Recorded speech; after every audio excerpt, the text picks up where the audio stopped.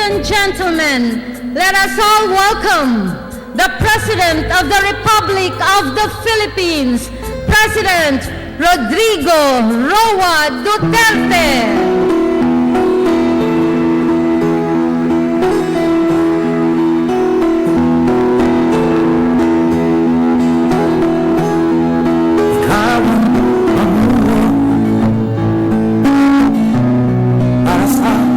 Pagbabago,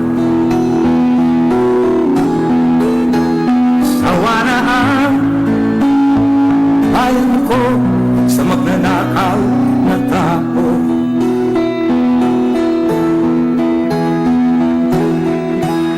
Madilim na kahapon, ikaw ang mataahon sa piling mo. Mawawala ang korupsyon.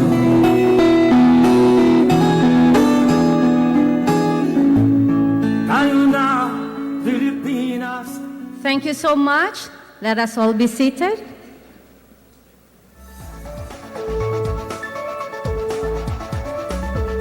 Good afternoon.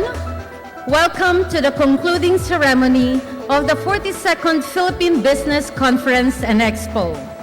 And now to start our program. To give his welcome remarks and President's report, may we call on the President of the Philippine Chamber of Commerce and Industry, Mr. George T. Barcelon.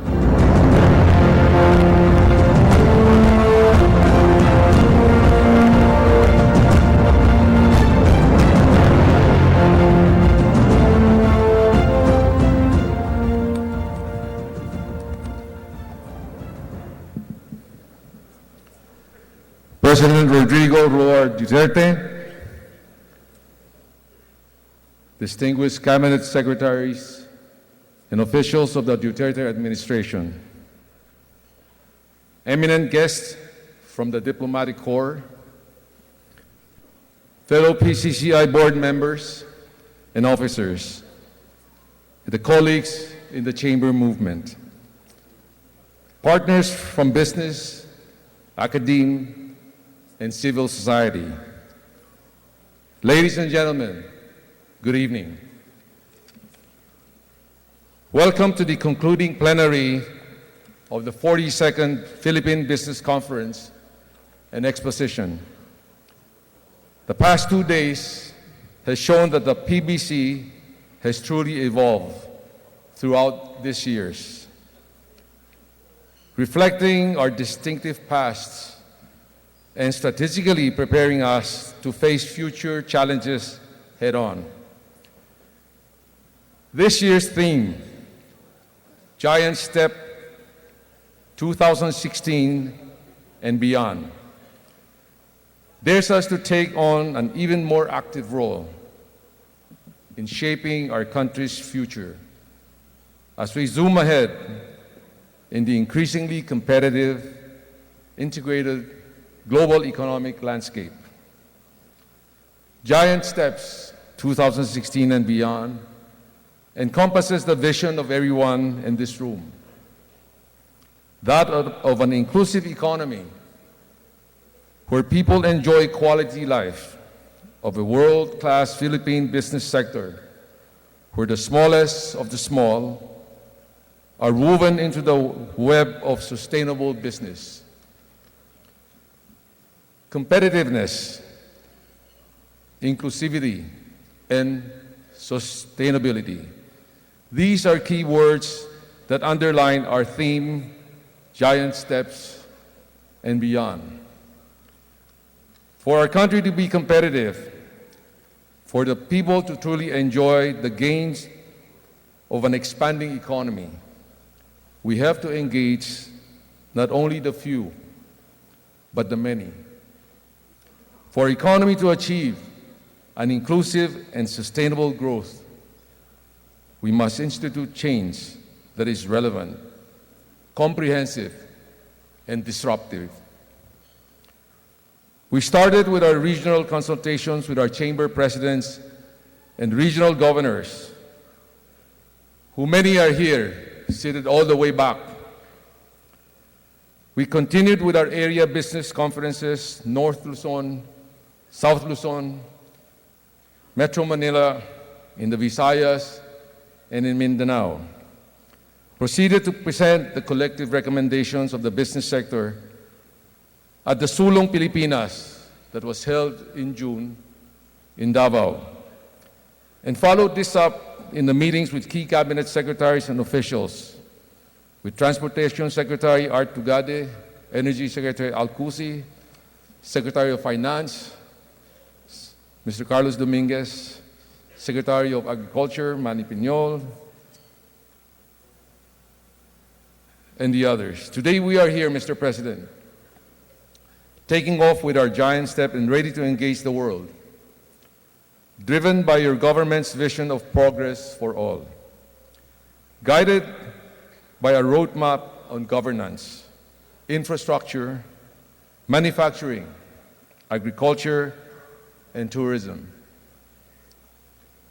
science and technology, education, people skills, and sources of financing. This is empowered by your trust that collectively we can calibrate the direction of our economy with a stable base for the growth of agriculture, industries, and services. Mr. President, this conference comes at a very auspicious time when the Philippines is about to chair the ASEAN. We have our ASEAN Business Advisory Council seated over there, headed by the Chairman Odette of Vientiane Lao, and our other friends from the ASEAN countries. As we will witness today the turnover of leadership of the ASEAN Business Advisory Council from Lao to the Philippines. It is high time we show ASEAN, Asia, and the world that under your leadership, we are in a position and ready to impress the world. Mr. President, you are our CEO and our leader. Tell us what you want us to do, and we will follow. Thank you. Good evening. Maraming salamat po.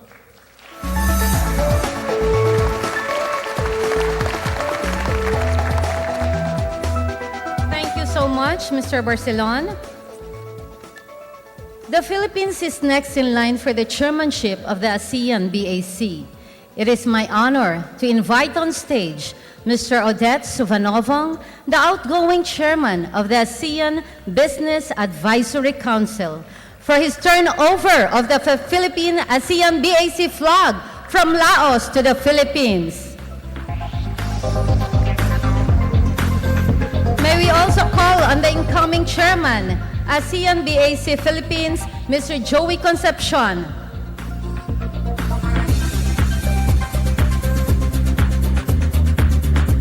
May we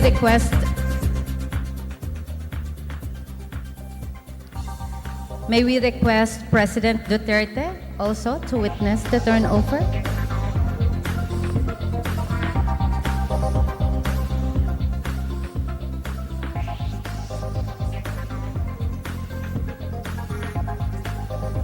The turnover, please.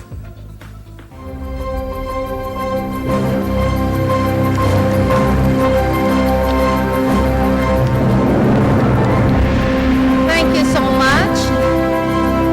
Thank you, President Duterte, Mr. Suvanovong, and Mr. Concepcion. And now, for the incoming chairman.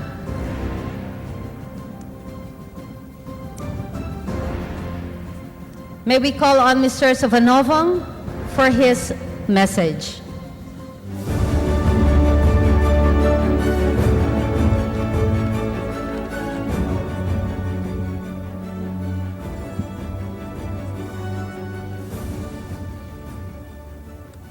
President Rodrigo Duterte, Mr. Joey Concepcion, ASEAN-backed incoming chairman, Your Excellencies, ministers, ambassadors, my dear ASEAN Back Council member, and business delegates. Ladies and gentlemen, it is a great honor for me to officially hand over the chairmanship of the ASEAN Business Advisory Council from Laos to the Philippines. ASEAN BAC was created since 2002 to provide private sector feedback and guidance to the leaders on the implementation of the ASEAN Economic Community. Since the last 3 years, ASEAN BAC has been very active to establish itself as the lead private sector body. The Council has facilitated and promoted cooperation between diverse public and private organizations in fostering the smooth economic integration to realize a single market and a single production base in the ASEAN. The focus of the intervention is on people-centered priority sectors, being healthcare, agri-food, retail, and logistics.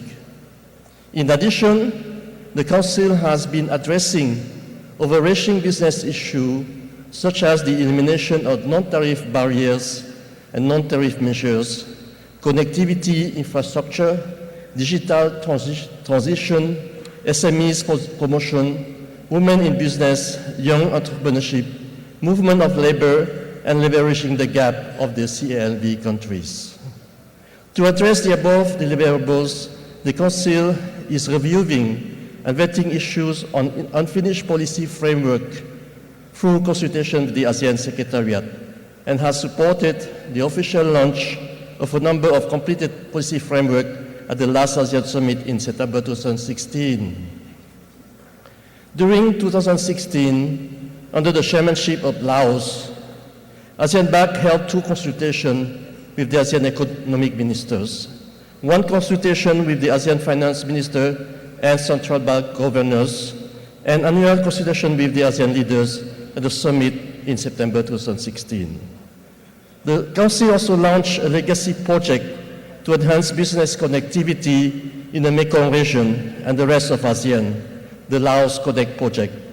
It is anticipated that the legacy project would be established and implemented during the chairmanship of the Philippines. Today, the recommendation of ASEAN BAC has been taken into consideration and put in the agenda of the Philippine chairmanship as deliverable. Another remarkable achievement made is the ASEAN Business Investment Summit in 2016, which was leveraged as one of the high-level economic and business conferences in Asia and the Pacific by its content and participation. In this instance, I would like to take the opportunity to give my highest appreciation to President Duterte, who has contributed to the success of the conference.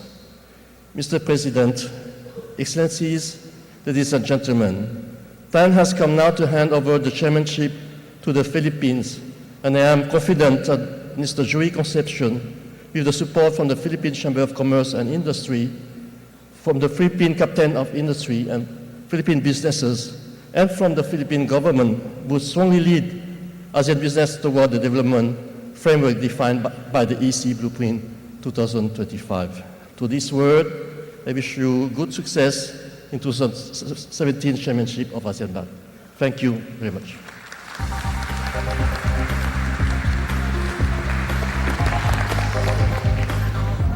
Thank you, Mr. Suvanova.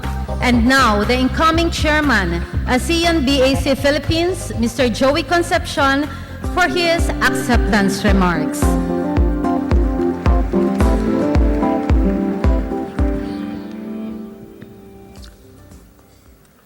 Good afternoon, Mr. President, Kuya Rodi,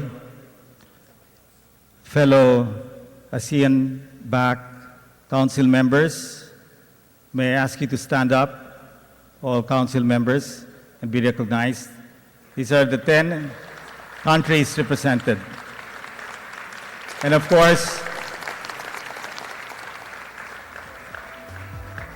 Tessie Coson with me, and George Barcelon. It's not just my task to carry this forward in 2017. we're going to bank on Tessie, Clausen, and George. 10 years ago, my father was the chairman of the ASEAN, together with Donald D. and the late Mike Varela. These guys were dreamers. They held it in Cebu, I remember that, and they almost did make it out of the typhoon. So it is really, in a way, destiny that I am here today as the incoming chairman. Mr. Odette has been so kind to mentor me. It's been a crash course in understanding ASEAN. I felt that the theme for 2017, being ASEAN 50 years, has to be meaningful. And I felt that the theme should be embraced by our 10 partners, our 10 ASEAN countries, and most of all of you here in the audience, many of you entrepreneurs, heads of your own regional corporations and different clubs, and big part of the PCCI organization that has lasted through the years. The theme for 2017 for the business sector is basically partnering for change and prosperity for all. That is very important. As 10 Asian countries come together, we have to help one another. Many Filipinos fear what will happen to their jobs the moment ASEAN comes to be. It's been 50 years that this has been a real half a century come together of great countries. But in the end, it cannot just be 2 or 3 countries progressing without the other 7 countries following. Prosperity for all is the mission that we have, that President Kuya Rodi Duterte won in the last election. His mission is to bring about change and make many of our micro and small entrepreneurs really succeed in life and eventually erase poverty. Together with Ramon Lopez as Trade Secretary, myself, and of course, many of you in this room are committed to really helping be part of the problem, solving the greatest problem of our country, which is poverty. This is the chance that we can help mentor many of those who have least in life. So as we embrace ASEAN, we have to see prosperity happening in all 10 countries, and we have to see prosperity happen in all its citizens. The President, as we now call him Kuya Rodi, as we launched the Kapatid program in Davao last Friday, together enjoins the private sector to really come together and really work hard to solve this problem.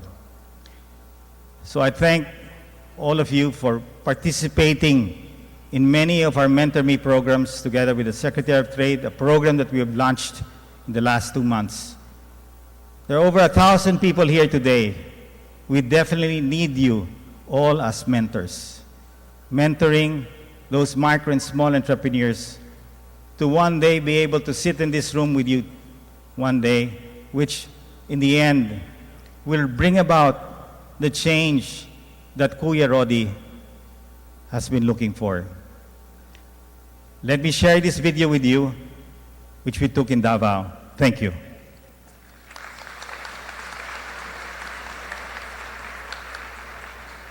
Thank you so much, Apat Mr. yung anak ko, Concepcion. wala ko nakagraduate. Kailangan ko talaga sila pag-aralin kay para hindi sila magaya sa akin. Ang negosyo ko po ay nagmamaruya. Mga suki ko sa palengke, everyday nagkakasama kami. Yun ang turing ko sa kanila, ate at saka kuya na. Nag-attend ako ng seminar. Pagtawag sa akin, na-shock ako.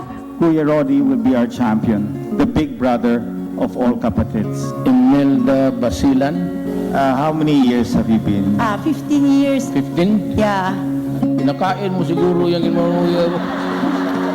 By this time, mayaman ka na dapat.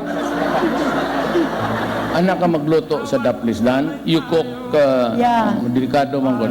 There are people using the streets. But you have to, mangita ka na puglaing pwesto yung anana. If you stick with Maruya, and you are thinking of expansion, 100,000 okay na. Ako ang pinakalaki siguro dito. Small business ragod niya ako at tapos na-choose dito niya. Tunay na pagbabago.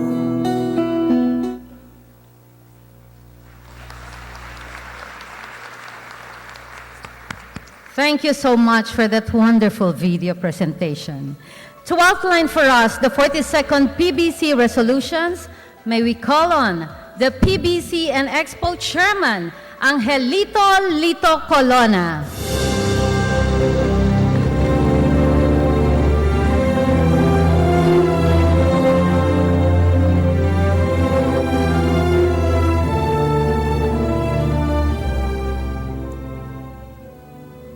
Mr. President, it is my honor to present to you the 42nd Philippine Business Conference resolutions.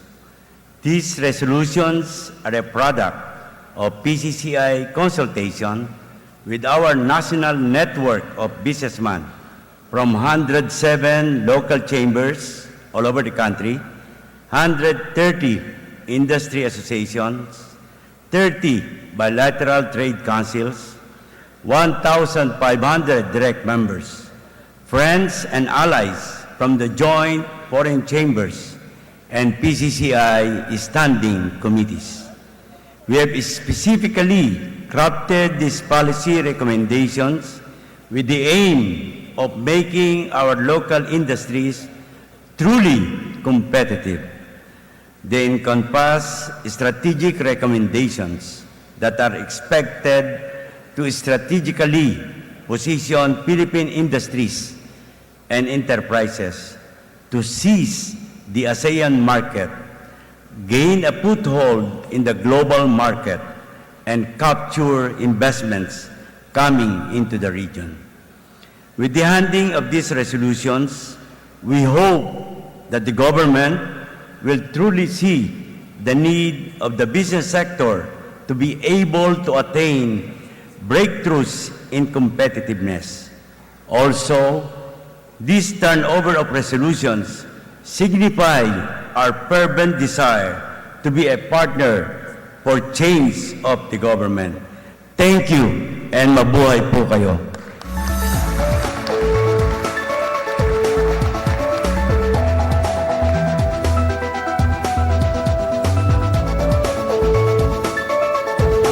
At this point, may we call on the Philippine Business Conference, of course, our Chairman Angelito Colonna, together with PCCI President George Barcelon and PCCI Chairman Ambassador Benedicto Yuwico, to present to President Rodrigo Roa Duterte the copy of the 42nd PBC resolution.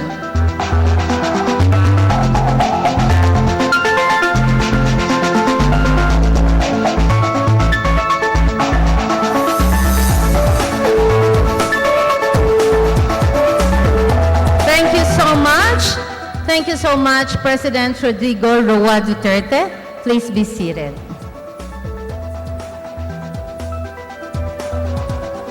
Thank you, gentlemen.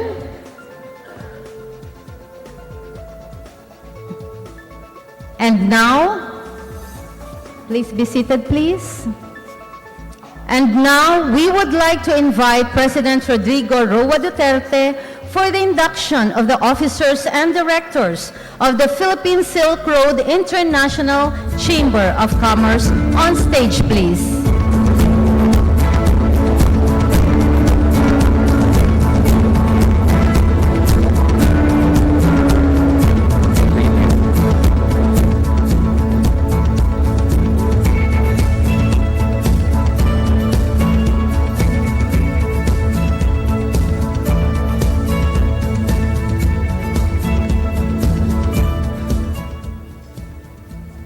Are we ready? Raise your right hands and repeat after me. I state your name. having been appointed to the position of, do solemnly swear that I will faithfully discharge to the best of my abilities the duties of my present position, and that I will obey the laws promulgated by the authorities of the Republic of the Philippines, and that I impose this obligation upon myself voluntarily without mental reservation or purpose of evasion.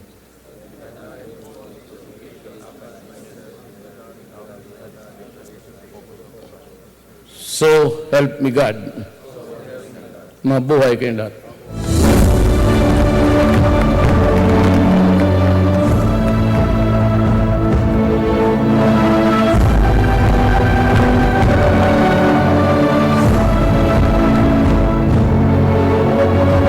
Let's take time out to do a photo opportunity with our beloved President, President Rodrigo Roa Duterte.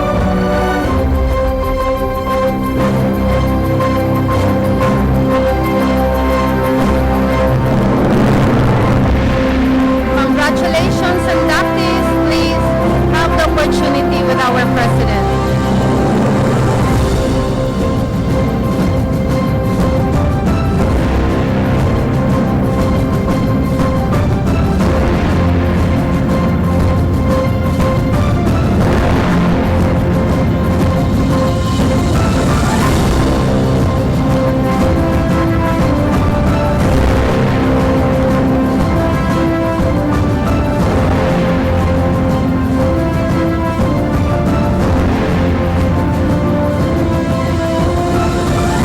Congratulations to all our inductees. Thank you so much. Now we proceed with the awarding. Okay? Let's do the photo opportunity with our power punch.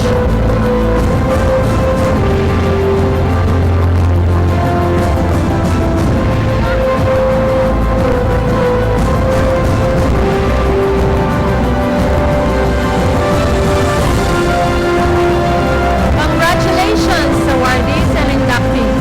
Our inductees, you're so good.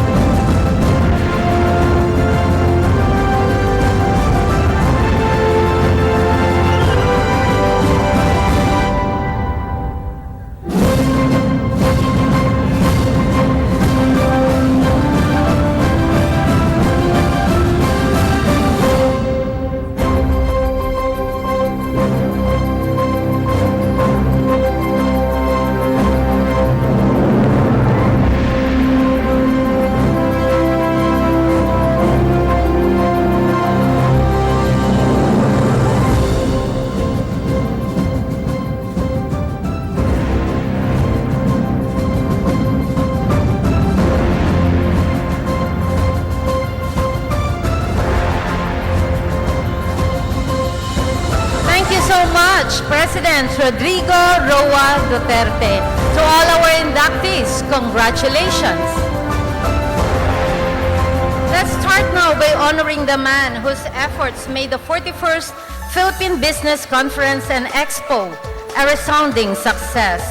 To present this award, I'll now call on President Rodrigo Roa Duterte, our Department of Finance Secretary, Carlos Dominguez III, PCCI President George T. Barcelon, Secretary of DTI Ramon Lopez, 42nd PBC&E Chairman Angelito Lito Colonna, and the Chairman of the Council of Business Leaders, Jose T. Pardo. Ladies and gentlemen, put your hands together for the Chairman of PCCI and the Chairman of last year's PBC, Ambassador Benedicto V. Uwico.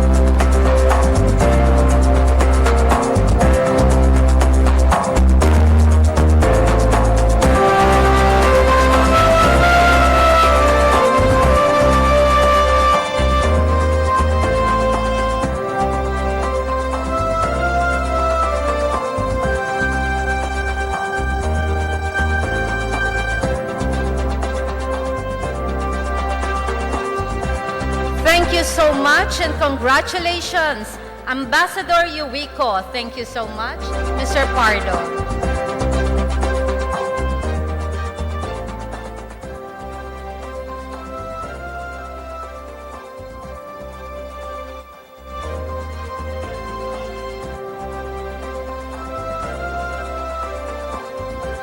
Thank you so much.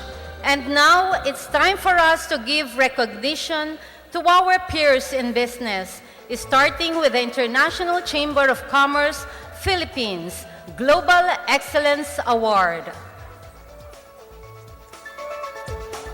For his brief statement on the International Chamber of Commerce, Philippines, may I call on the founding chairman of the International Chamber of Commerce, Philippines, Dr. Francis Chua.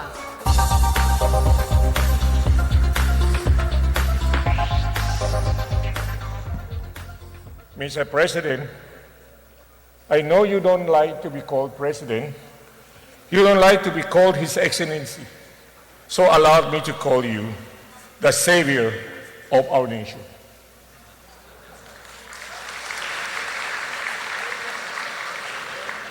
For years, the narco problem was the cancer of our society.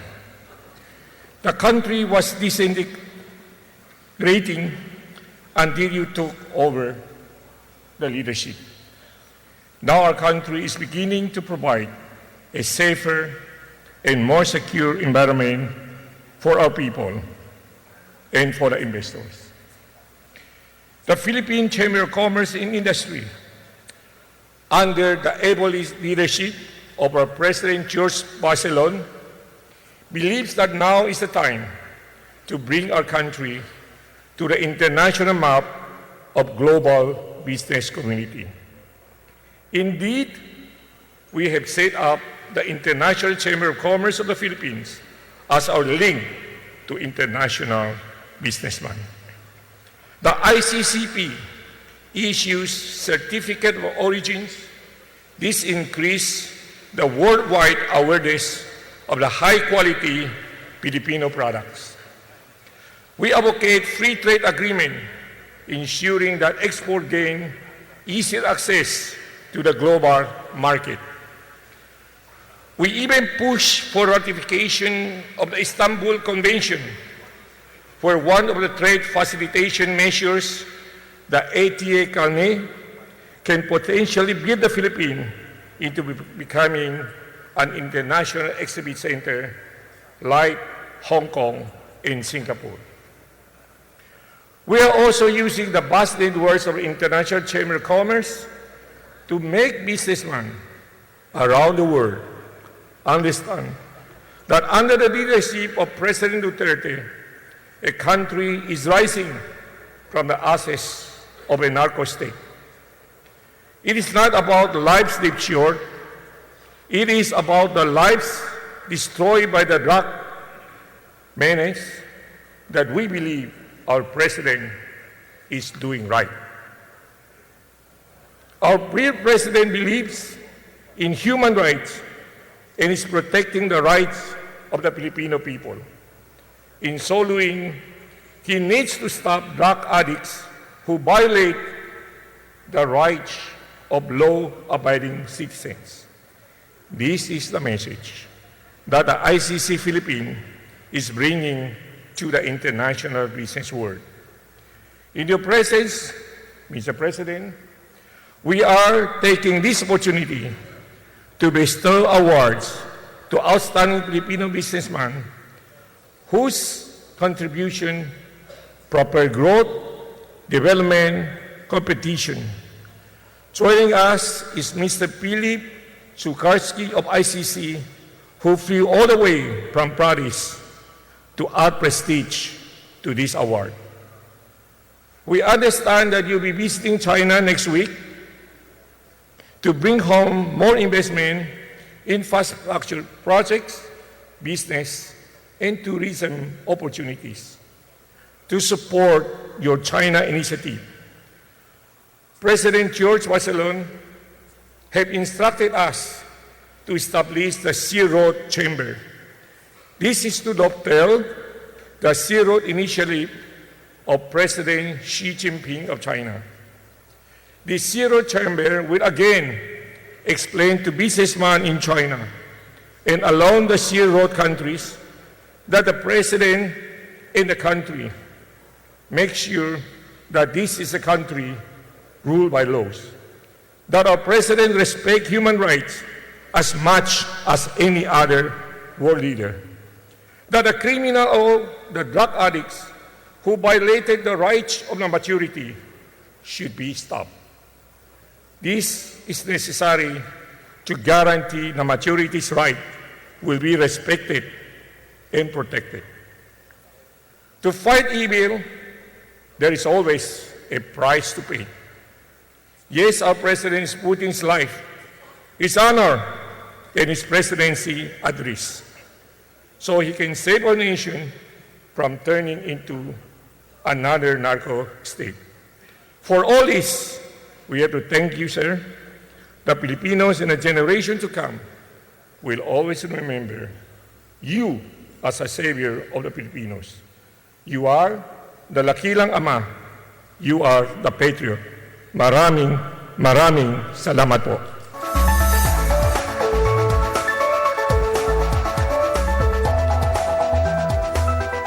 Thank you so much, Dr. Francis Chua. Please remain on stage, Dr. Francis.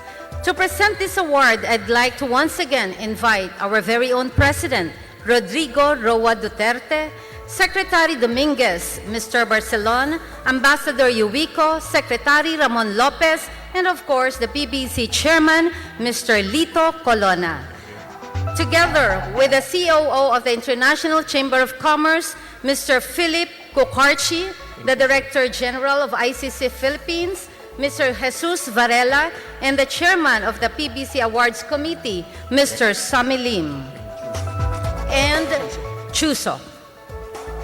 Our first awardee is a visionary business leader whose acumen and foresight saw the emergence of business process outsourcing in the Philippines through the township developments of his real estate company, MegaWorld. He is internationally renowned not only for having the distinction of owning the largest selling brandy in the world, but also for acquiring great institutions such as the White and Mackay of Scotland, Fundador Pedro Domic of Spain. May we call on, put your hands together for the President, Chairman, and CEO of Alliance Global, Dr. Andrew Tan.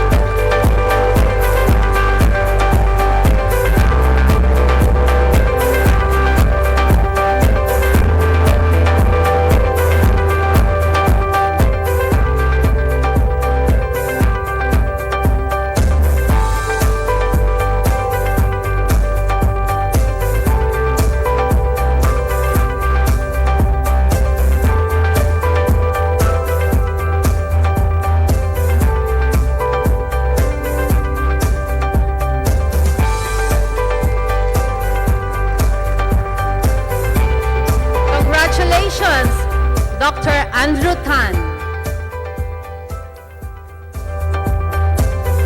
Thank you so much. The next awardee is another visionary business leader who has excelled in the management of ports, terminals, cargo handling, and related facilities, and a philanthropist who continues to support the youth through his Bloomberry Cultural Foundation. The Chairman and President of the International Container Terminal Services, Mr. Enrique K. Razon Jr.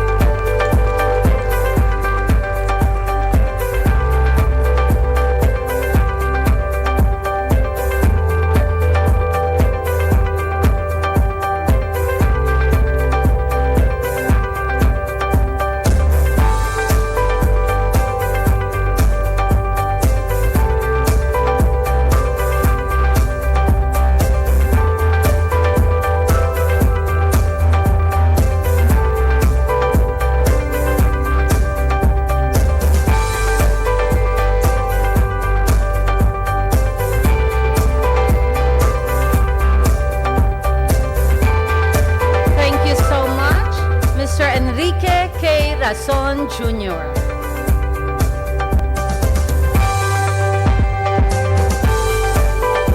Our third honoree is a key innovator of big business activities who propelled San Miguel Corporation from being the largest food and beverage conglomerate to a major player in power and energy, mining, telco, baking, real estate, tourism and entertainment, media and infrastructure.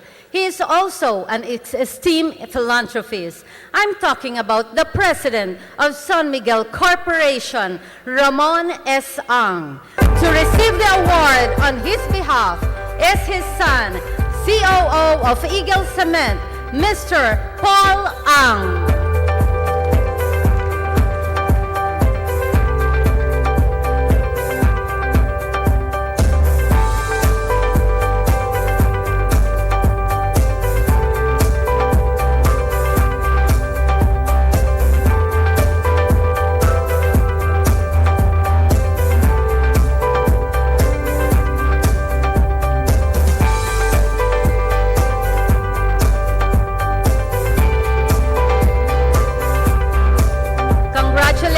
And thank you very much, Mr. Paul Ang. Next, we have a trailblazer in the retail industry who established hundreds of hypermarkets all over the archipelago and then diversified into banking, hotel, and LPG business. He is an ardent advocate of micro and small enterprises, integrating them into the supply chain of his diversified portfolio of services to generate employment and provide livelihood, thereby supporting the government's mandate of inclusive business and sustainable development. Please welcome the chairman of Pure Gold, Mr. Lucio Ko.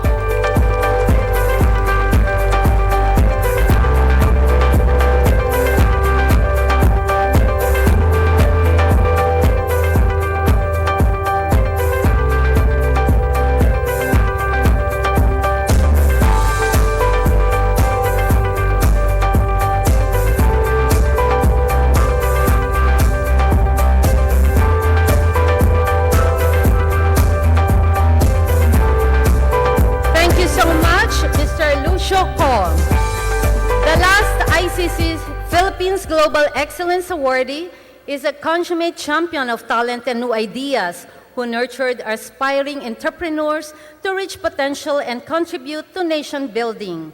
As president of the Philippine Exporters Confederation of the Philippines, he opened international avenues for micro, small, and medium-sized exporters to compete in the global market.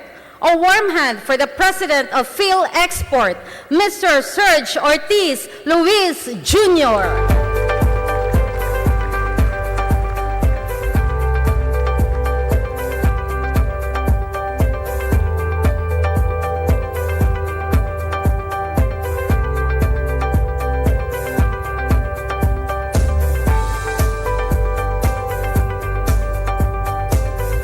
Thank you so much, Mr. Serge Ortiz Jr.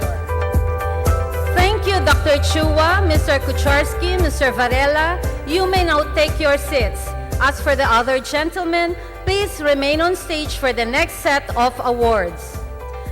The most business-friendly local government unit award is PCCI's initiative to complement the efforts of the government to streamline procedures and compliance with the Anti-Red Tape Act, or RA 9485. It seeks to recognize and promote models of governance of municipalities, cities, and provinces that have demonstrated outstanding efforts in instituting good governance reforms to promote trade and investment, ensure accountability, transparency, and efficiency, and further competitiveness of the LGUs. For the province level category level 1, our winner is Bulacan. We'd like to invite you to award our donor, Mr. Henry Lim Bong Leong of Sterling Paper, to join our presenters in giving the award to Governor Wilhelmino C. Alvarado and Vice Governor Daniel Fernando of the Provincial Government of Bulacan.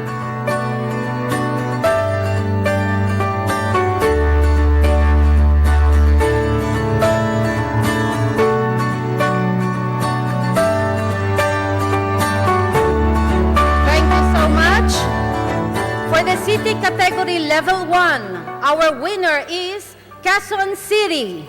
We would like to invite Dr. Francis Chua of CLMC to join our presenters in giving the award to Mayor Herbert Bautista and Vice Mayor Joy Belmonte of the City Government of Quezon City.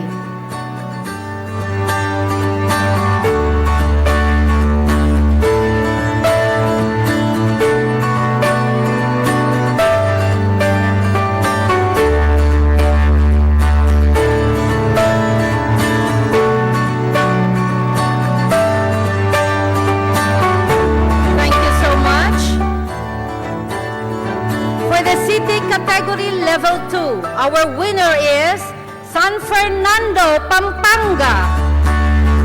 We'd like to invite Zesto Corporation, Mr. Alfred Yao, to join our presenters in giving the award to Mayor Edwin Santiago and Vice Mayor Jaime Lasatin of the City Government of San Fernando.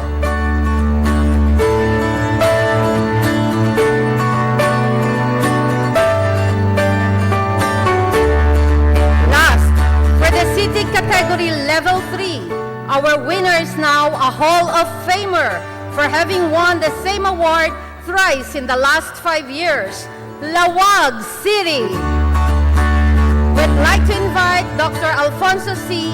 of Fortune International Group to join our presenters in giving the award to Mayor Shevelyn Fariñas and Vice Mayor Michael Fariñas of the City Government of Lawag.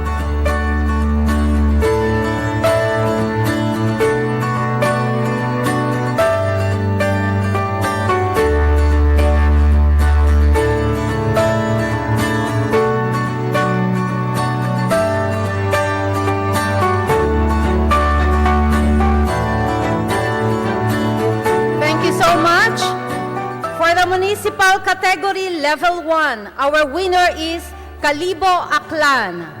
We'd like to invite Mr. Jimmy Tang of Avesco Marketing Corporation to join our presenters in giving the award to Mayor William Lachica and Vice Mayor Madeline Regalado of the Municipality Government of Calibo Aklan.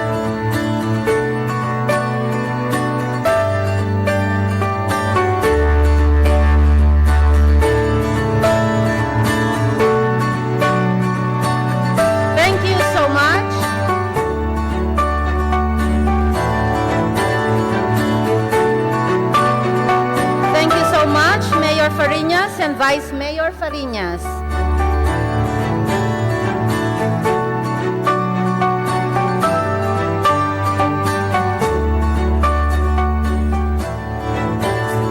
And now, Mayor William Lachica and Vice Mayor Madeline Regalado of the Municipal Government of Calibo Aklan.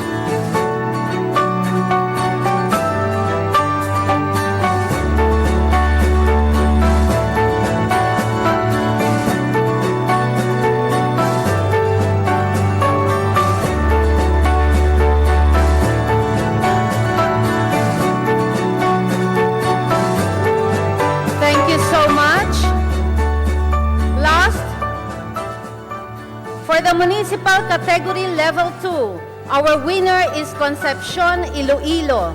May we invite Mr. Joseph C., President of Ferronickel Holdings, to join our presenters in giving the award to Mayor Millard Villanueva and the First Lady of Concepcion Iloilo, Mrs. Excel Villanueva.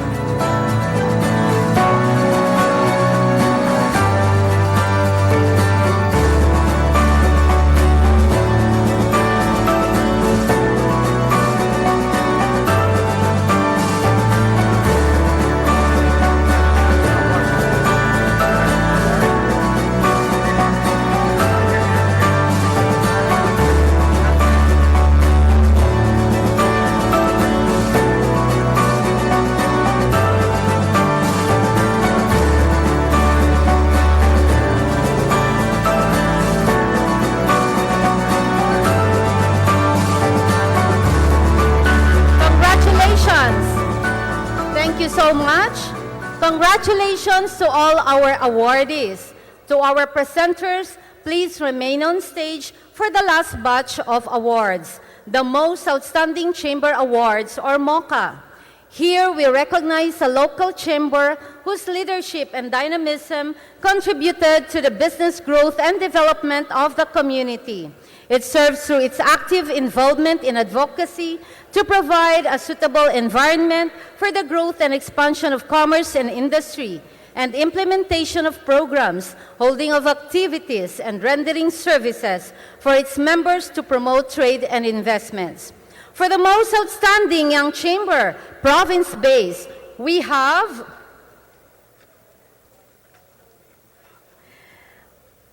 the province-level winner for Visayas, and also the most outstanding chamber in the Philippines for the provincial level for 2016. We have Negros Oriental CCI. May we once again invite Mr. Jose Nang to present the award to Mr. Edward D., President of Negros Oriental CCI.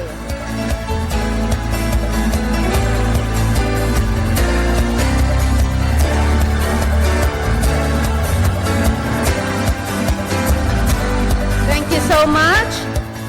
Next is the most outstanding chamber for Mindanao Sea Level and the most outstanding chamber in the Philippines for the city level for 2016.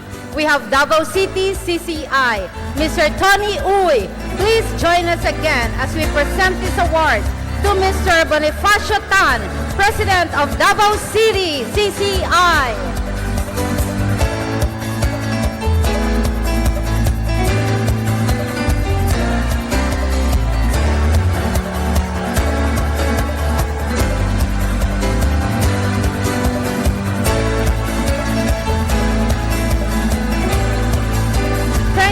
So much. Next is the most outstanding chamber for National Capital Region. We have PCCI Parañaque. PCCI Vice President for NCR, Mr. Danilo Sanchez, please join us on stage to present the award to PCCI Parañaque President, Ms. Lolita Duria.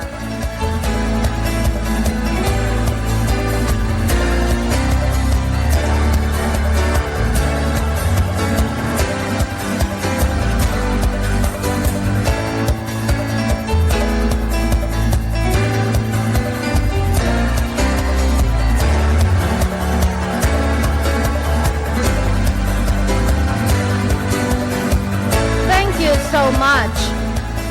Next is our most outstanding chamber for North Luzon. Provincial level is Bulacan.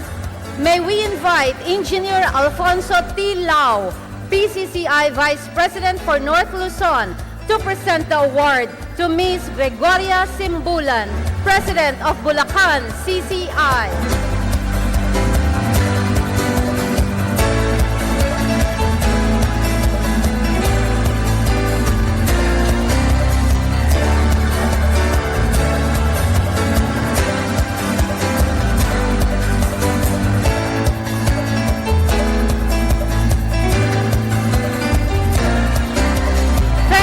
So much.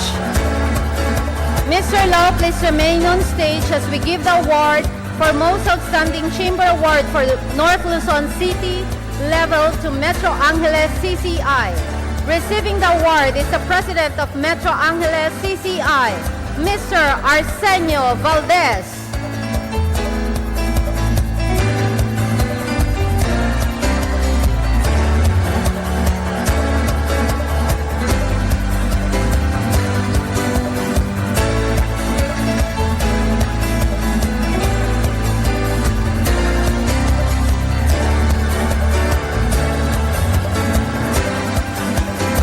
Thank you so much.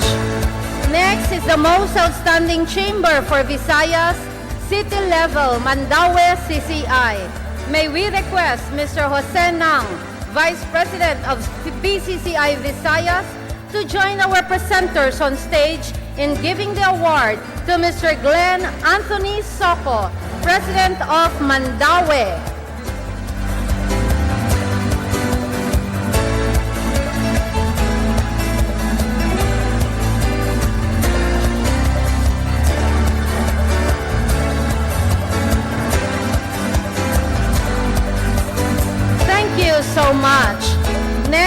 for our outstanding chapters in Mindanao, may we invite once again Mr. Antonio Uy to help us present our next two awards.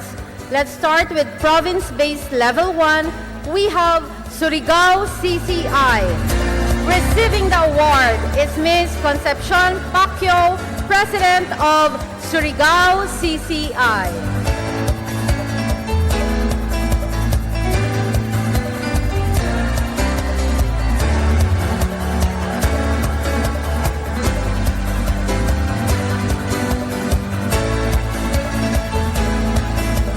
Thank you so much.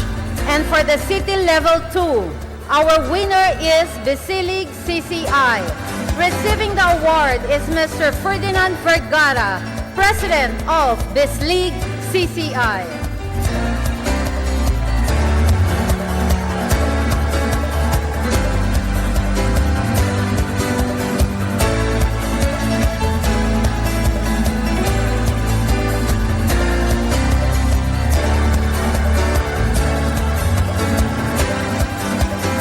Thank you so much.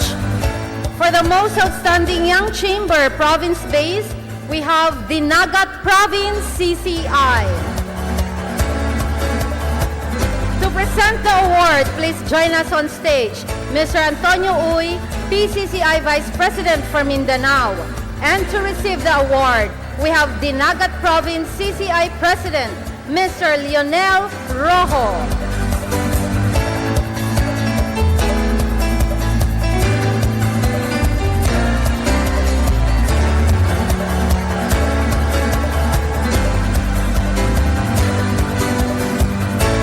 Congratulations and thank you so much. Next is the most outstanding young chamber city-based. We have PCCI Bacoor. To present the award, we'd like to invite the donor, Mr. Jeremy Jansen, to PCCI Vice President for South Luzon. Receiving the award is Ms. Sally Lacson, President of PCCI Bacoor.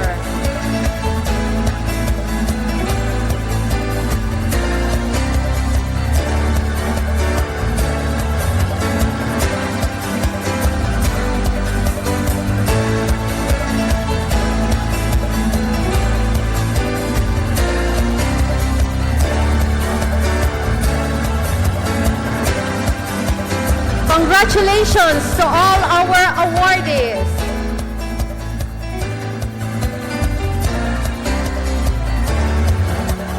Thank you so much. President Rodrigo Duterte, please have your seat. Gentlemen, please have your seat.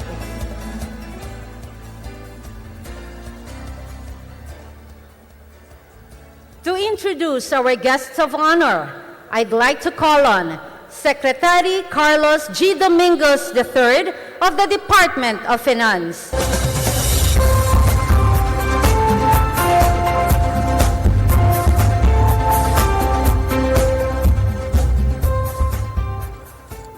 Good evening, ladies and gentlemen. It is my distinct honor to introduce the President of the Republic of the Philippines, President Rodrigo Roa Duterte.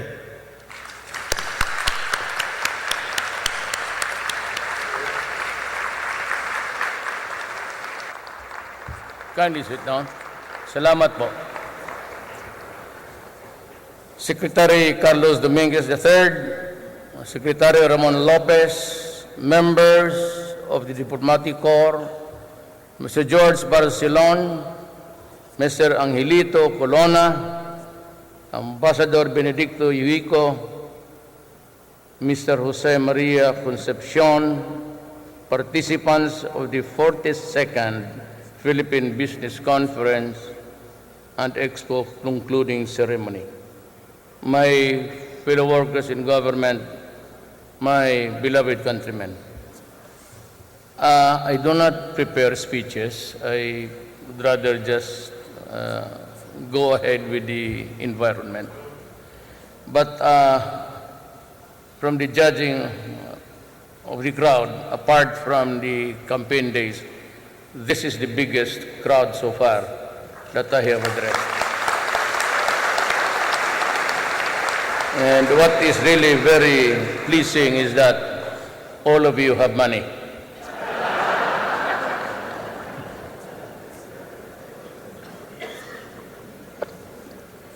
Excuse me.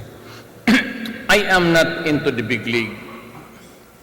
I am just an ordinary Filipino residing somewhere in Mindanao. My city is Davao City, in the midst of a not so peaceful island. And we are doing our best really to make it business friendly if we talk about money. Mindanao holds a great promise in agriculture. Problem is it is beset with the remnants of the rebellion of the yesteryears. There's still a great feeling of nationalism amongst the Muslim population. And there's always the hurt over the centuries, the injustice committed against the Moro people. So in terms of money and agriculture, we talked to Mindanao and we are trying our best really to come up with something. I have talked to the communists and I would like to thank Norway. They are now in Oslo. The communists and the government panel are talking there. And I would like to thank the government of Norway for its good offices in these talks. I have talked to Murad, the leader of the MILF, one of the bigger factions in the secessionist movement. And despite the fact that the last time we were considering the BBL, Murad threatened to go to war if there is no BBL.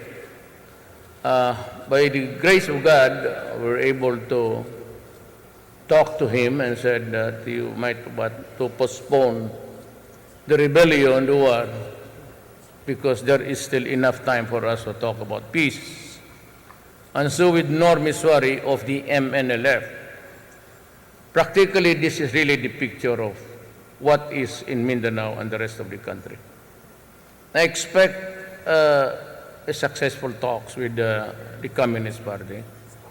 And that is why the soldiers of the Republic are freed of the war fronts here vis-a-vis with the communists, the New People's Army.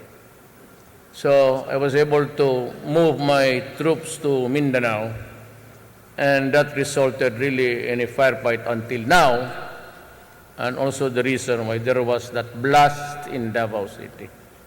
It has always tit for tat for them, and because they are losing heavily because of the concentration of the troops that I have deployed from other areas. Wala nang NPA. At least there is no fighting right now. And because they are suffering heavy losses, there's always a time for retaliation and everything. But I said we are insisting, but this is really how it looks. I have talked to the major fronts. The problem is there is a sector in Mindanao which until now I cannot convince to talk to us.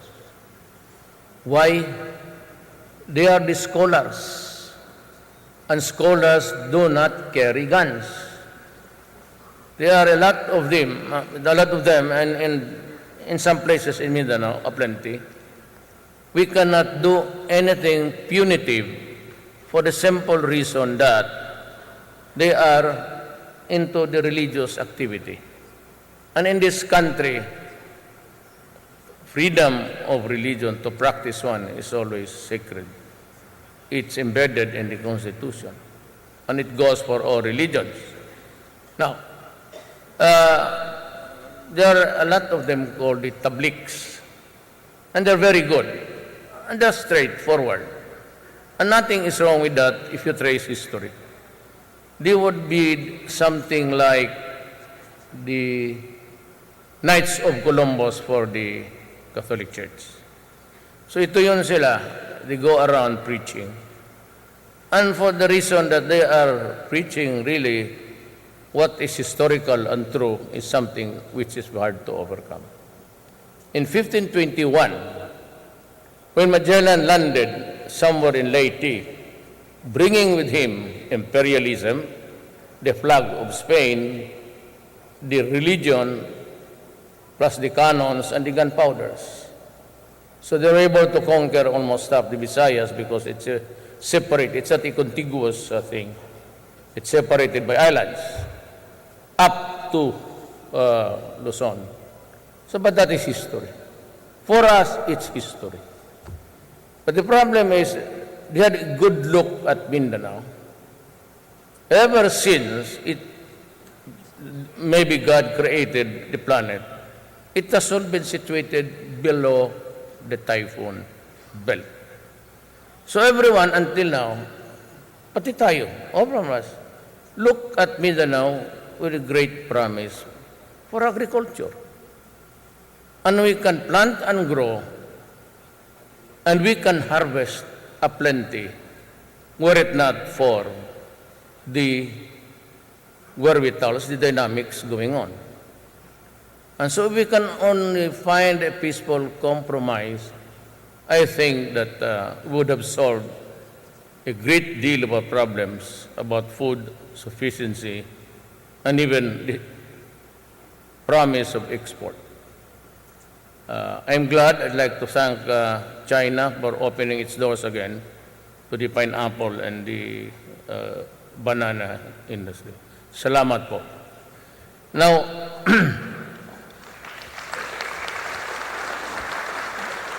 that as a predicate is something which I'd like to begin my simple story. You know, I'm said I'm not into the big league. I had failing grades in economics when I was in high school and college. It never was never interested in the graphs. It makes me dizzy to see the graphs going down and going up. I don't make any sense at all. Well, study just to pass. 75, 76. And I'm telling you the truth. I'm the classmate of Sonny Dominguez here. We're childhood friends, same neighborhood, same vicarious interest. Lahat. And I was not able to finish in Ateneo because they threw me out. So, fine. And but he was the consistent top guy in our class, valedictorian always. So, he knows the problem. But I became a lawyer, and for 8 years I was, for a while I practiced law. Then I went on to become a prosecutor, and I was doing trial work in court for about 7 years. I believe in law and order. I hate criminals. Maybe there is one of my years in the court. I hate drugs. I've seen so many lives destroyed and people wallowing in filth of money because of drugs, the drug lords. And I have seen so many cases fall in court because of corruption. Money bought judges, prosecutors, police submitting an alum instead of the tawas, instead of the real McCoy. They look alike. Shabu. And those are the things that I had to endure when I was a lawyer. When I became a mayor, if you just listen to me, this is my economics. This is my business. No big deals. I ran for mayor in 1988, and I stayed there for 23 years. Last went on to become a congressman and a vice mayor to my daughter. I knew the problems of a city in a troubled place, and I just did my work. The native in me just simply went for simple rules. I said in my inaugural speech for the first time in 1988, I said, "You criminals, kidnappers, gun for hire, whether soldiers or civilians, or whatever animal you are, go out of the city or I will kill you." And I was very specific to those who are into drugs, and you are now destroying a generation of Filipinos. Go out because I will kill you. And that was the rule. I do not have to go into specifics. But I saw my city grew, and I said to the businessmen, and the Davabeños would tell you this, I am not a business person. I have a limited field. About the only thing that I encountered about business was during the study of law, and it was legal accounting. At hirap ako ng subject na yan because I could not understand why when you spend debit 500, then you put it again, debit 500. There must be something wrong in the system. Why just you could just list down your expenses and your income? You do not have to worry about this hula baloo. And so even then, I was not really interested in business. But I was interested more in criminal law because I really wanted to be a lawyer and a criminal law. As a matter of fact, my dream was just to be appointed as a Sandigan Bayan. It's the criminal courts handling the cases of employees in government. Yun lang po. So the business, I said, I will take care of the environment. I told the late Jesus Ayala, she was one of the, who would call me every now and then. Ano sinabi ko ganun lang? I will make the city peaceful. I will make corruption a past in the city. I was the first city to impose a 3-day limit of clearances, whether it is electrical, business, or whatever. 3 days or 72 hours. After that, you explained to me why it took you more than 72 hours to process a simple paper. That was the rule in Davao. Then I said, no corruption. So I will kill you. Not in the hyperbole, but maybe just out of some passion in it. It carries more of the passion, not really the literal. And Davao grew and grew and grew. And Davao, you can, except for the blast, which we expected because it was a retaliation thing, and to a certain extent it was a failure of intelligence. But Davao is now what it is because of the simple rules. I do not like corruption. I gave each department in this government now, in the national, 3 days, at 1 month. 1 month. Then all the papers clearances 3 days. From the presidency, I have yet to formulate the local instructions because local government officials are not under my control, but they are under my supervision according to the Constitution. So I cannot supplant or change their decision.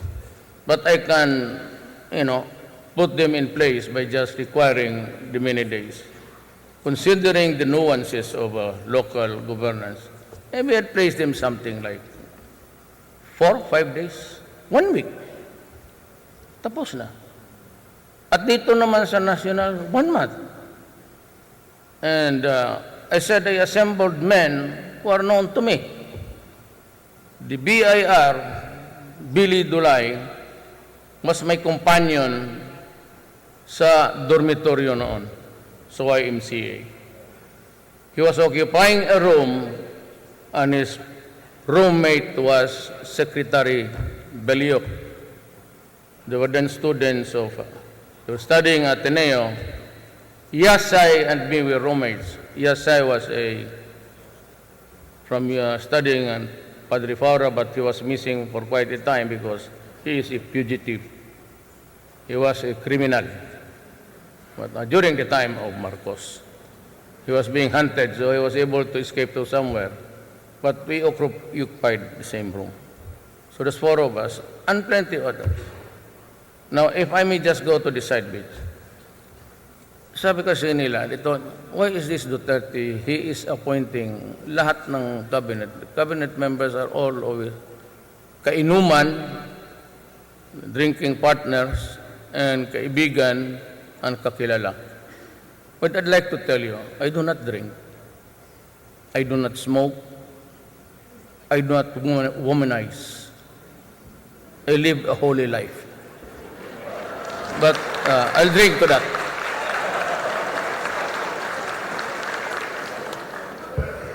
When you begin to delude yourself, so much lies, it becomes the truth in your life. Well, sila lang kasi ang kaibigan ko. Those are the guys that I met. For example, Sunny and the rest of the cabinet members. They are the bright guys, really, whom I met when I was from Davao. I was studying here in school, law school. And those were the bright ones. Tugade is, he's bright. He's the valedictorian of our class. Bright yan. And even Piñol. You might want to, Piñol is a farm land boy, but he graduated summa cum laude. All of them are really bright guys there. Briones, and I'm the only one who's 75. But unfortunately, I'm the boss.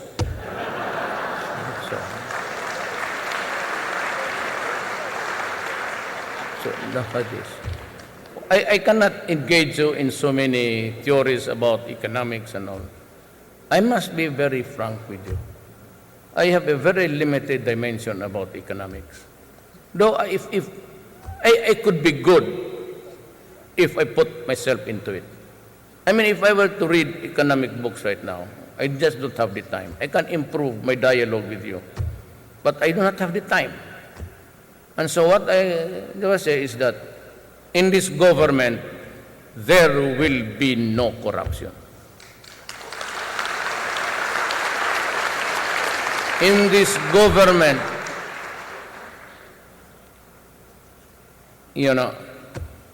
it will be clean, as in clean, and this government will promise you law and order. When I launched my candidacy for the presidency, wala ho akong ni isang, not even a barangay captain in Luzon, except the province of Ilocos Norte and Lawag. I won there. Hanggang doon lang. But only because of certain ties.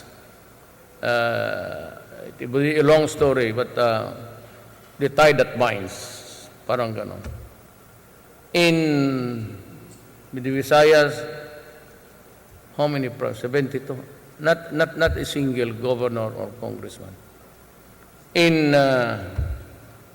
Mindanao, no governor except one, and only because she loves me and I love her.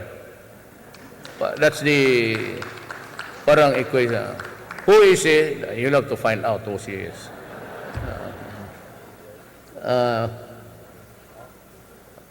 Parang, so wala akong bagahe.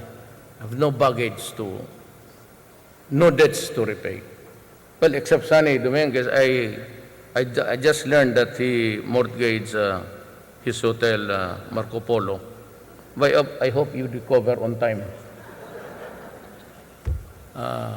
He's the brightest, he's the richest. That's the irony of life. I am the poorest performer, but I am the president, so make your choice. So yan lang po. No corruption. I want my country peaceful.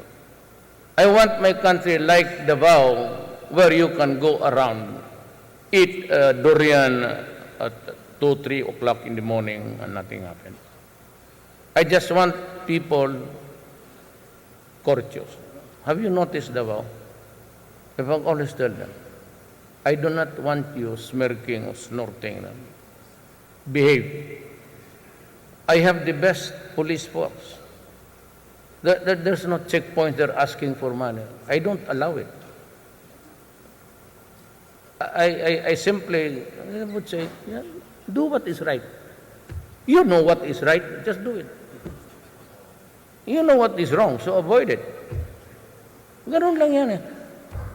For the police, for the military, especially the police. So I fired, when I assumed office, I fired 6 generals.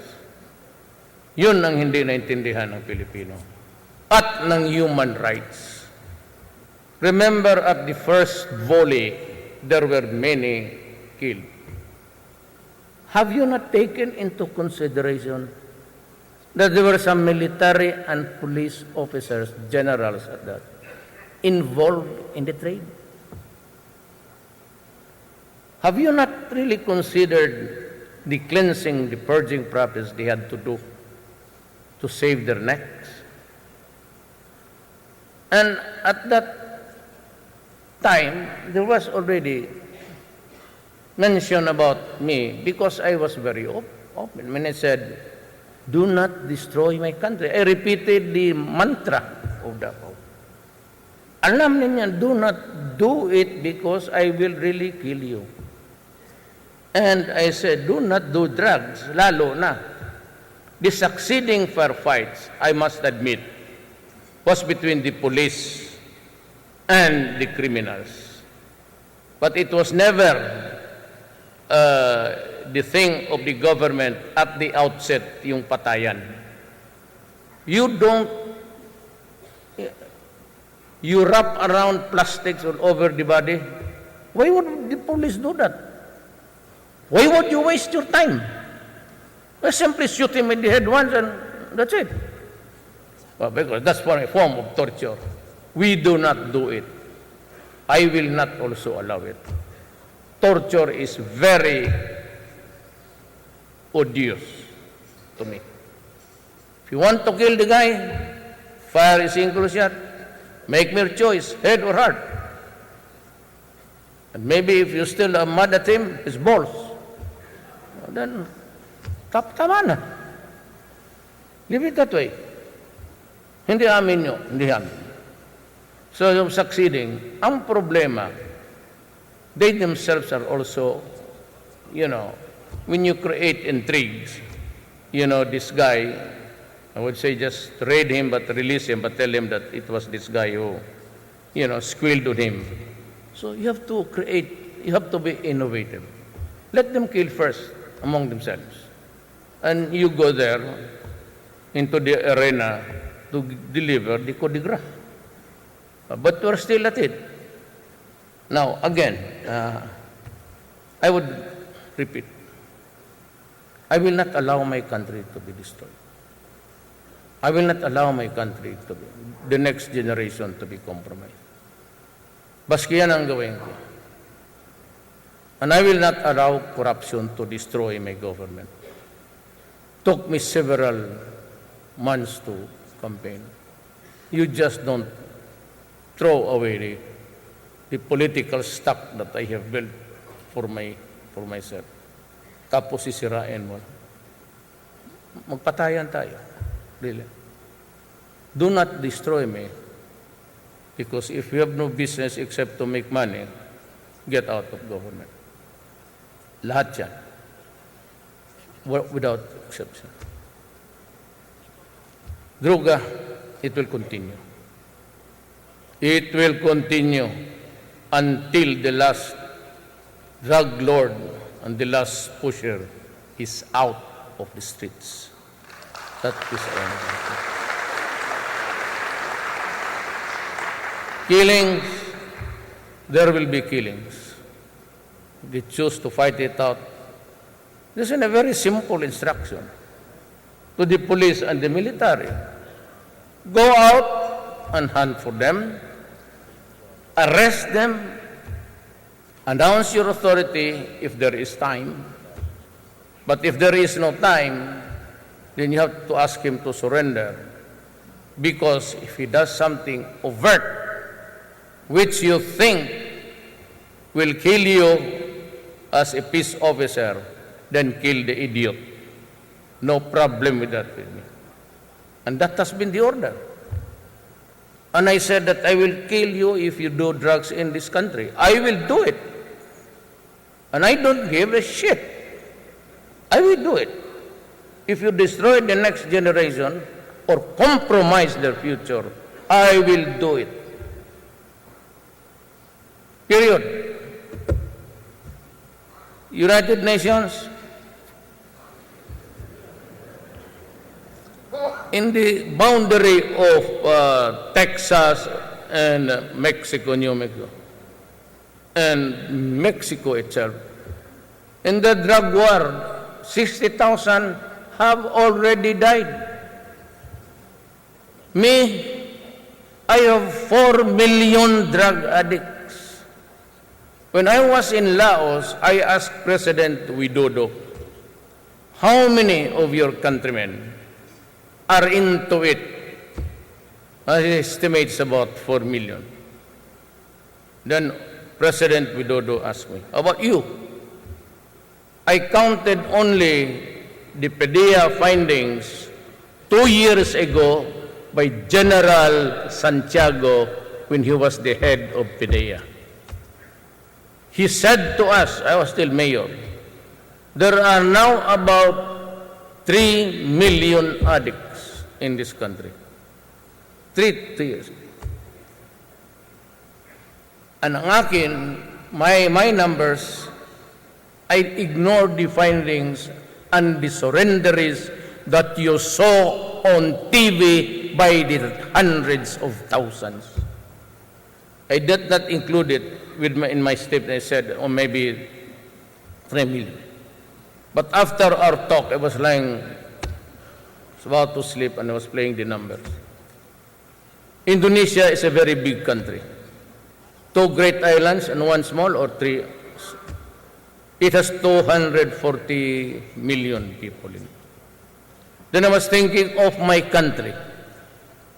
It's about 7,000 islands, not contiguous. And there are about 1,004,000 people. 104 million, rather.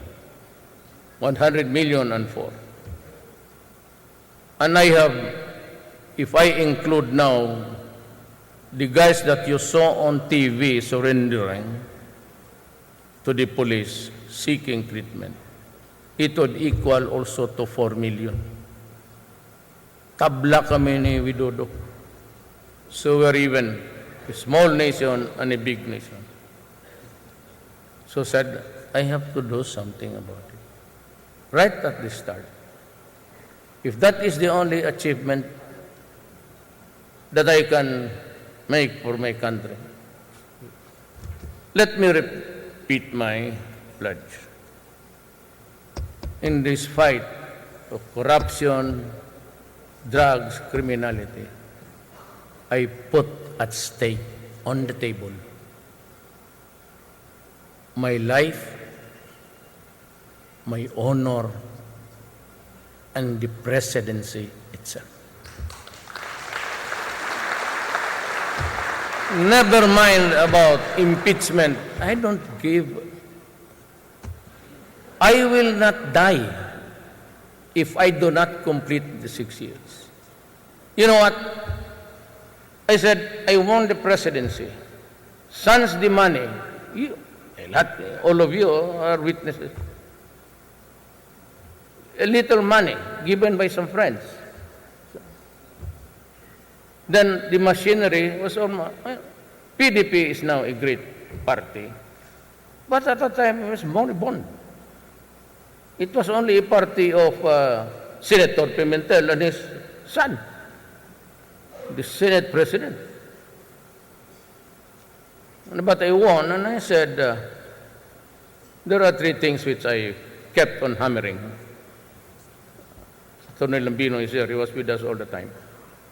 Only 3. Sabi ko, I will fight corruption. And I am going to do it. Let me end. It's getting late. Let me end by saying, if I cut short of my presidency, if I'm ousted next year, that is part of my destiny as president, only for 1 year. If I get assassinated, then that is part of God's plan, that you be there only for 2 years, 1 year, and you die. If I'm ousted, fine. Wala naman akong ginastos. I don't have to worry about the millions of loss. Wala akong pera eh. But I just kept on saying that, well, and in almost all of my campaigns, if you had followed me, I was the only one invoking the name of God. If by God's grace I will win the presidency, I will do this. If God would allow me a life longer, I would do this. I was the only one really. No, I am not into religiosity, but I believe that there is really somebody there. And my presidency was really a destiny. Even you guys, if you talk about it when I leave, alam ninyo, nobody expected me. I was in the rating, number 3, number 4, number 3, number 4. So, people with so much money never gave me money because I will not win. 3, 4, so I wasted money with this guy. When I was hitting 32, and they stayed there, the numbers stayed steady for 2 weeks. And when I was making my speech, meeting the Avance, I looked at the monitor of the drone, and that was the first time I whispered to my wife, maybe just maybe, because it was filled to the beams. Up to the Luneta ang crowd. And it was a huge crowd. And I said to my wife, maybe, I said, if God allows it, I will win the presidency. And I did. I got 15 million with a majority of 6 million nearest my rival. So, I can only give you what God has commissioned me to do. He said, drop the corruption of your country because it will not move. Let business thrive, stop corruption, shorten the procedures for all, make it comfortable. I told everybody, I do not want Filipinos queuing under the heat of the sun or when it's raining. Cut that crap. You can do it. So now everybody is into online with the entry of DTI Ramon Lopez and Salilima. Rudy used to be the vice president of Globe. He's appointed DCIT for the new Hulabalo. I do not even know how to operate the touch thing. I still using the push and pull. That's really. So they would, I said, I would like to see maybe towards the 3rd or 4th, everything will be online. Now, I'd like to end this by saying, I said it was SW before now, Pulse Asia, came out with the rating. I'm not interested in the rating. I'm comfortable with 75. Just like, yeah, hindi ako ambisyoso. So they said, what can you say about your rating? I said, 6. And one report said, why not 5? Eh, puto, gago, bagsak ako dyan. 6 na. But that's just a moderate. I do not go for stupendous. I'm not used to it, actually. I'm not used to luxury things. Not even watches. I do not wear. It's not because I'm a hypocrite. I simply, I'm not into it actually. I'm more of just skipping my going around the country, and whenever there is, I'm losing 2 policemen a day in the drug fight. At least 2 on the average, 2 policemen a day. And 1 or 2 military men. I have commissioned them to join the fight. So we will fight. I will not. International Court of Justice. Maybe you guys, if you can also tell your friends. I have criticized them. I'd like to explain why. My mouth. Early on, that thing about extrajudicial killing was really an issue against me, true or not, in Davao City. Because my opponent was the bright guy. He's now sick. I hope he dies immediately. Bakit mo sabihin buhay? So if he's your enemy, I'm dead.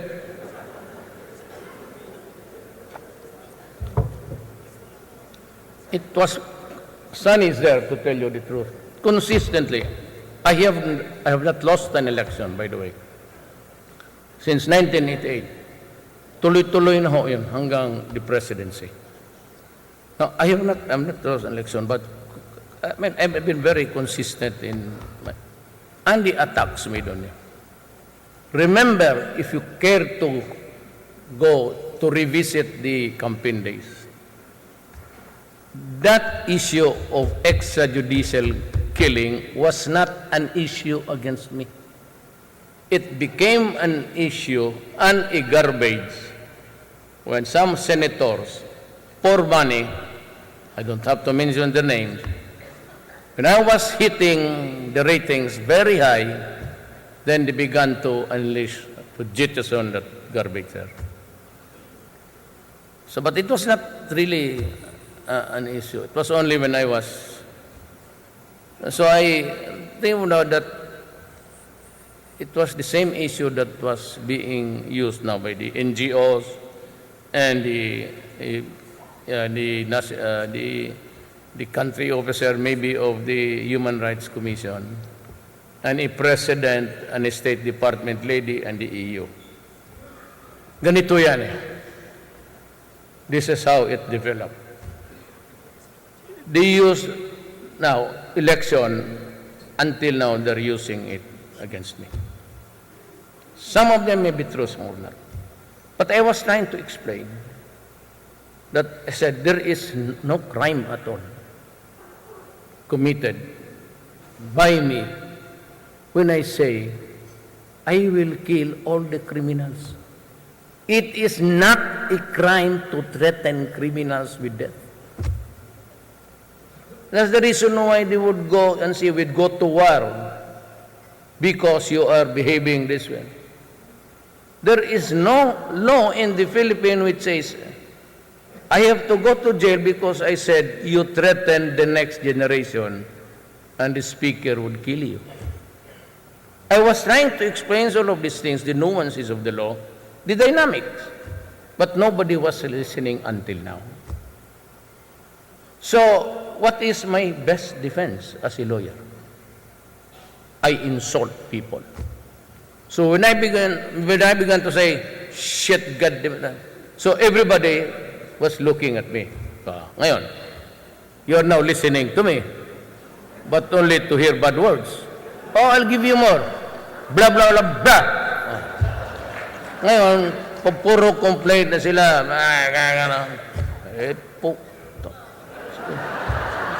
Sinabi ko sa inyo, this is the story. At least give me the right to be heard. I will makinig, one by one, and besides, you know, you'd never think of the diplomatic FUPA. This country is a member of the United Nations. I represent the sovereign authority. When I was mayor, you can attack me on the side. So I'm only just a mayor. But when I became, or now I am the president, at least be courteous. If you have a gripe or complaint against the Philippines, or personally sa akin, go to the United Nations, ventilate your gripe or your grievance, then ask for a motion that it be sent to the proper organ or agency under the United Nations. WTO, WHO, human rights, and all. UNICEF. Those are the bodies there, human rights. Then you ask somebody for a motion to send a rapporteur, then he will investigate me, or he will call for a public hearing.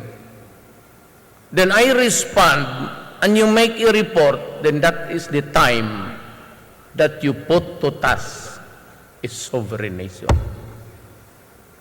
Nagkulang ang mga gago eh. Hindi pinag-aralan. Pati the soldier, the lawyers, EO. 7 idiots there, lawyers all. Sabi nila, this guy, this leader, has been heard threatening or intimidating with death criminals. Anak ka ng... That prompted me to write letters, and it is out. I invited President Obama, the Secretary of State, the United Nations, the Human Rights Commission, and the EU. Come here, investigate me. But give me also the right to be heard. So I will have to ask you questions after questioning me. Sige, takay dito. Paikutin ko kayo dito ng kamay ko and I'll play with you. I am very sure, they cannot be brighter than me. Maniwala kayo. Sir.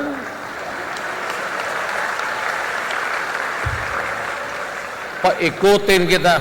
You know, I said, I've been a trial lawyer for 8 years. I will play with you in public. I will ask 5 questions that will humiliate you. And I will ask 10 questions for you to agree with me. Bantayanin yan, it will be an spectacle. You better watch it all. Maganda yan. It will give you an entertainment. Akala siguro ng mga buang kasi, ng Pilipinas, small nation, well, maybe God give you the money, but we have the brains. Ang problema lang is I don't know what happened to this country, but I'm sure after this moment with this crowd, after my assurance that there will be no fixing of cases, there will be no exemptions, nothing of the sort. Just do business, I will protect you, and if there is anybody maghumihingi sa inyo, tell me, do not give me your name. Just talk to Lopez and Dominguez there. Sabihin lang ninyo. Because I am trying now to just shoot the breeze also with the guys there sa Malacanang. I will allow RPTV open to the public. After the news of the day, you can text. If you do not want to include your name, fine. Lagay mo lang. Bureau of Customs, example only. Bureau of Customs, Mr. Martin Santos asking for money. Right, so that the entire people of the Philippines will see it every morning. So I can assure you. I will call him immediately, explain. But I will also give him the right to answer. That's in keeping with fair play. He can answer with this text. But you can, anybody of you, pag may maghingi, even the clerk, even the security guard, text mo lang.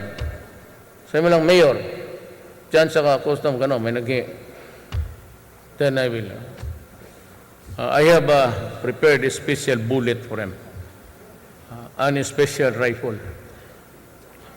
One that cannot penetrate all throughout. Yung lang.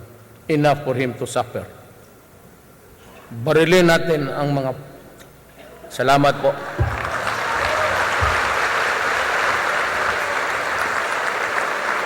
Thank you so much, the man of the hour, President Rodrigo Roa Duterte, for his very truthful and down-to-earth message. Everybody can relate. Alam natin yan.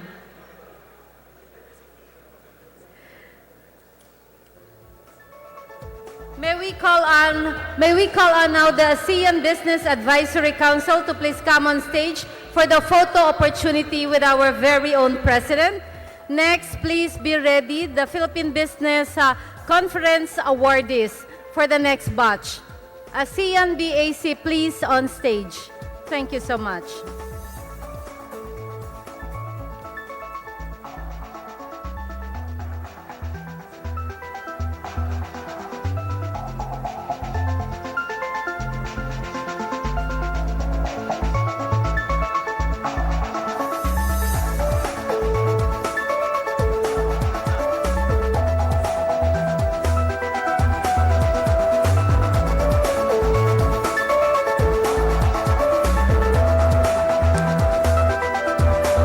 Now click your cameras.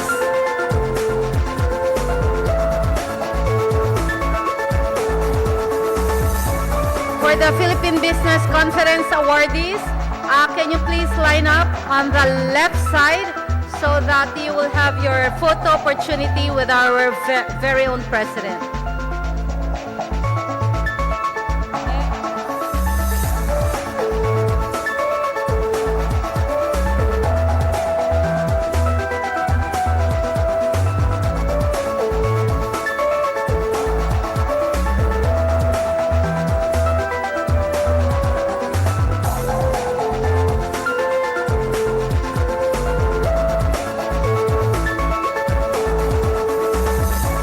The ASEAN Business Advisory Council for the photo opportunity with the President.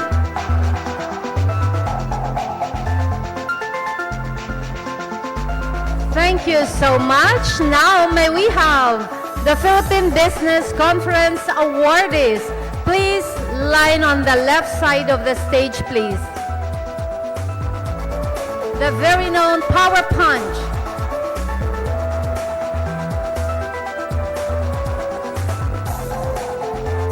Have the PBC awardees on stage, please.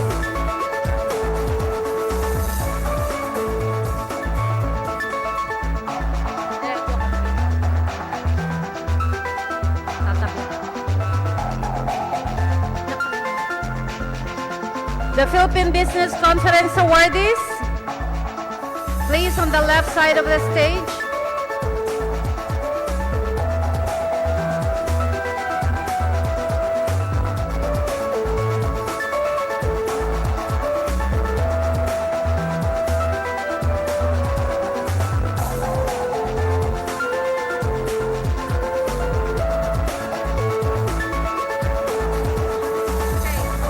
Please join us, the Filipino-American awardees also. Please come on stage on the left side. Yeah. PBC awardees and the Filipino-American awardees. It's on your right side, facing the stage.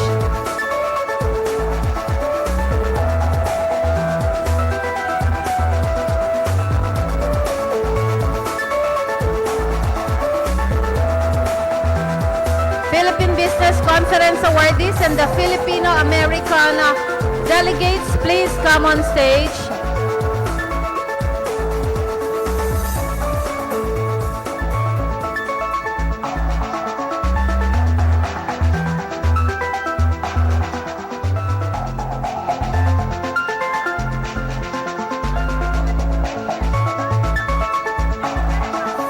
Thank you so much.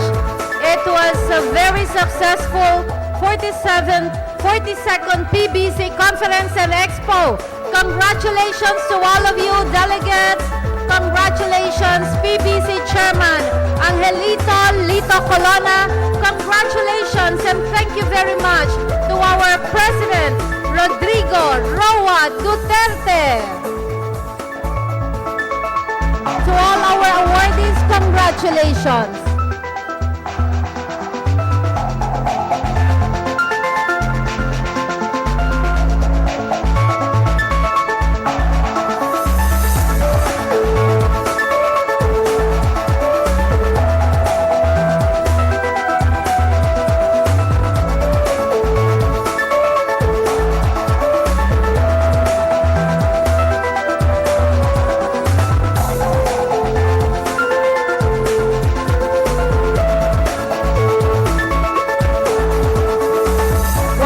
Ladies and gentlemen, President Rodrigo Roa Duterte.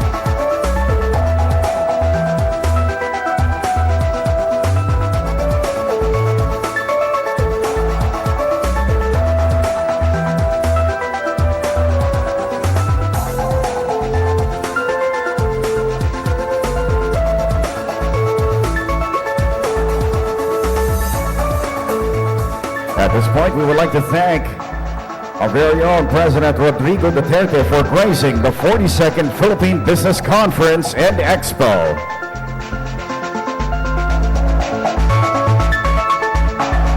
We would like to request all our guests who are on stage right now to kindly please go back to your seats.